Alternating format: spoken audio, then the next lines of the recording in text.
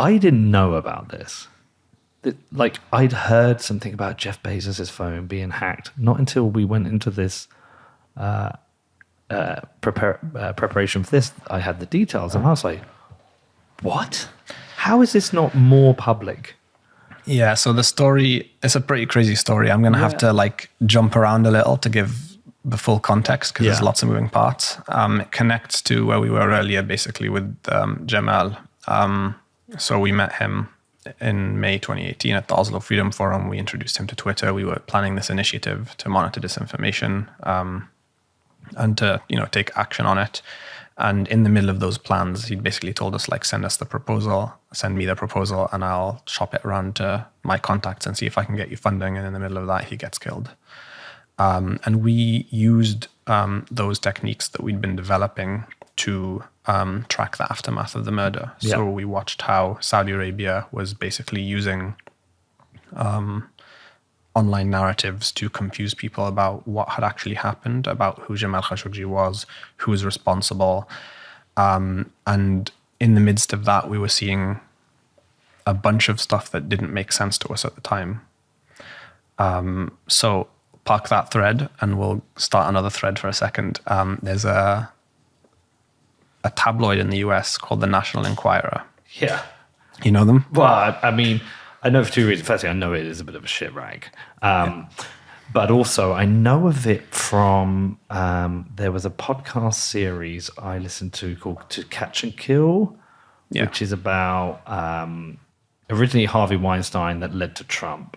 And I believe the National Enquirer was used to catch and kill stories or something. I can't remember the exact detail, but... Yeah, and they were in legal trouble for this. So I don't know the full details either, but something involving corruption. And they'd had a plea deal, essentially, that they admitted to a lot of illegal stuff. In exchange, they got immunity, but with a very strict condition that if you do one more illegal thing, you lose the immunity and you get prosecuted for all of it. So in 2018, early 2018, like there's a lot of parallel threads here, but I don't know if you remember, MBS took this trip to the US. I do. And he met like the who's who of US politics, culture, media, business. Like he met with Zuckerberg, he met with Bezos, I think, Oprah Winfrey, Bill Gates, etc. And there was a magazine that came out around the same time. It was like a glossy 100-page magazine titled The New Kingdom. And it's like a 100-page advert for MBS's vision for Saudi Arabia with no ads, published by the National Enquirer. 200,000 copies distributed nationwide. Of their own accord, of course. I mean... Be very clear about that point. It is an ad. Even though there are emails showing that they had sent a copy of the magazine to the Saudi embassy 3 weeks before publishing it. So the Saudi embassy had seen the contents and approved it, I would say. Yeah. Copy checked it. MBS gets back from that trip, having had like a fantastic time, and like the whole world is behind him, excited about these reforms happening in Saudi Arabia. We'd spent the whole time like shouting from the rooftops that this guy is bad news, but nobody listened. So he comes back and he arrests all of the women's rights activists in the country, because that's what he does every time he feels empowered by the West. He escalates the repression. He feels like it's a license to take a step forward. Is it him fearing uprising, or does he just want control? Does he just want to exercise control? He's extremely controlling and extremely paranoid. He is paranoid. Yeah. Allegedly, at the time, he was sleeping on a yacht off the coast.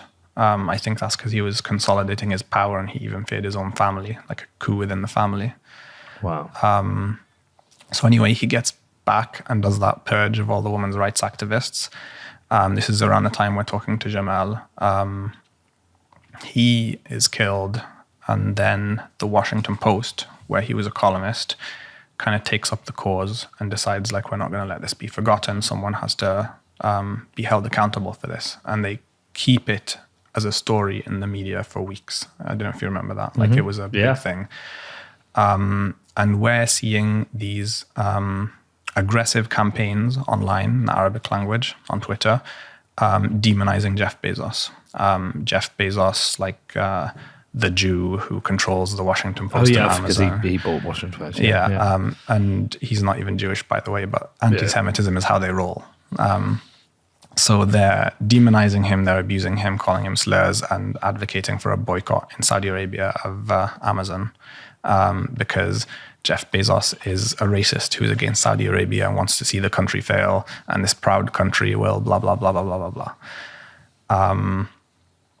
And every time something major happens, like I think, so Jamal was murdered on October the 2nd, but I think on October the 15th, the Washington Post published an op-ed by Erdogan, president of Turkey, pointing the finger at Saudi, and that led to like an explosion of the stuff online.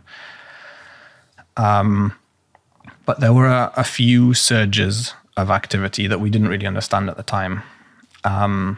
Then early January, the National Enquirer publishes a special issue with Jeff Bezos' texts showing infidelity, and he gets divorced like the next day. He announces his divorce. And obviously there's like a lot of gloating and a lot of triumphalism on Saudi social media with these inauthentic accounts. And then in early February, he suddenly releases this article on Medium where he says he's been the victim of an extortion attempt or a blackmail attempt. And he says, I received this letter yesterday from the owner of the National Enquirer asking for a couple of very specific things. Obviously, he'd had his security team investigating the source of the leaks of his texts. And the security team had basically said to the media towards the end of January that we think there's a political motive. They immediately get a letter from the National Enquirer saying there is absolutely no political motive to this. Like, drop that line of inquiry. And then he gets this letter from them saying, we have photos as well, basically like naked selfies, and we're going to offer you a deal. We won't publish those selfies if you make a public statement that we have not been involved in hacking or electronic eavesdropping of any kind, and that there is no foreign involvement or direction in this whole thing whatsoever. That's just like blatant blackmail. Yeah, it's blackmail. Yeah. And it's very specific blackmail, which is quite strange. And very strange that the National Enquirer would openly blackmail. Danny, can you just look up National Enquirer blackmail Jeff Bezos? So there's an article in the Daily Beast by Gavin De Becker, who is his head of security, basically like stating the facts of the case. Yeah, but hold on. This is... and this is also in the article that Bezos published in Medium. But it feels like there's something criminal in this with the National Enquirer. I wouldn't know what law has been broken. It certainly feels like that. Yeah. And this is... And Bezos kind of states in his article that they became... they basically lost their shit as soon as they mentioned that they were investigating like a Saudi angle. Because if you remember, they had like this plea deal, which said if you engage in one more criminal act, you lose the immunity. And if they've been taking direction from the Saudis for anything without registering as a foreign agent under the FARA law, then they've broken the law. I'm still also partly amazed that Jeff Bezos is sending cock photos about. You just would have thought someone like Jeff Bezos' security team had said, look, Jeff, you need to be really careful here. You're Jeff Bezos. You're the richest guy in the world. No dick pics. Yeah, no dick pics. Well, it says here that Dylan Howard, the chief content officer at the National Enquirer, said, call off the Washington Post investigation or we'll publish your dick pic. Wow. I mean, that's insane. So when we read these articles, we published saying like, this is really interesting. Here's our angle. And we kind of lined up the timelines and said like, it was really fascinating for us because on the day where he published that article saying, yesterday I received a blackmail attempt, the day before we had observed a surge in that kind of anti-Bezos trolling on social media, and it was like really triumphalistic and gloating, and we were confused by it at the time. We were like, this seems to have, like, the other ones lined up with stuff and this one seems to be random. And suddenly it made sense because it happened at the time that he was receiving that letter, but that letter was not public. No one knew about it apart from the people responsible for it and Bezos himself. And we published that, and we said, like, this also happened on the day before the National Enquirer published the original texts, and it happened on a bunch of other dates, and some of them were unexplained, but we put them out anyway. His security team got in touch with us and said, like, we need the rest of your information. We shared it with them. They went and checked those dates, and then they came back and said on one of those dates, his phone suddenly started uploading gigabytes of information to an unknown server by itself. They checked around it, what had happened before that. He'd received a WhatsApp video from Mohammed bin Salman. Wow. Yeah. From the personal phone number of Mohammed bin Salman. Like, not through intermediaries, no attempt to like disguise it. What was on that video? If I recall, it was like a New Year's greeting, like firework little. A request for a dick pic. Jesus. Okay. So how did that all wrap up, the whole Jeff Bezos thing? I'm not sure how it ended, but Gavin de Becker submitted a dossier to US authorities after he'd finished that investigation. It is this weird scenario, though. If Pegasus is on his phone, I feel like everyone is captured. Yeah, if the most powerful man, or one of the most powerful men in the world, can be blackmailed so blatantly, who can't be? And the Bezos story is only interesting because he said no, and he basically like torpedoed himself. How many people got the same kind of threat and they just said, yeah, sure, I'll do whatever you want? Exactly. It's almost like when you mentioned earlier, those 0-day attacks. You don't tell anyone, you save it until you need it. It's like, I don't know, 0-day dick pics. Like, you've got that thing where you've got, or whatever shit, someone's having an affair, someone's done something corrupt. Yeah, I think we all have stuff on our phone we wouldn't want to become public. So the thing that keeps me up at night is how many people are there in the media or in senior political positions in Western democracies who have also been captured and who we don't know about because they haven't had the courage to come out and say so. They've just gone along with it. They're either actively captured or don't know they've been captured. Yeah. I mean, God, it's trying to make me think of people who've done stupid shit. And you're like, why did they do that? Everyone's done something stupid. No, like publicly. Oh, right. I wonder what's happened, who's been captured, and when you would save them from. But it sounds like everybody is captured. Like, anyone could have this on their phone. Anyone could be captured. It's almost like there is lots of, like what the NSA did, these databases of people. And they kind of normalized this pervasive data capture and invasion of privacy. And now it's gone round and it's being used against citizens and residents of Western democracies. Yeah. But I'm also surprised if this does exist, there aren't more people who've also come forward and said, I've been blackmailed. More people like Jeff Bezos. Yeah.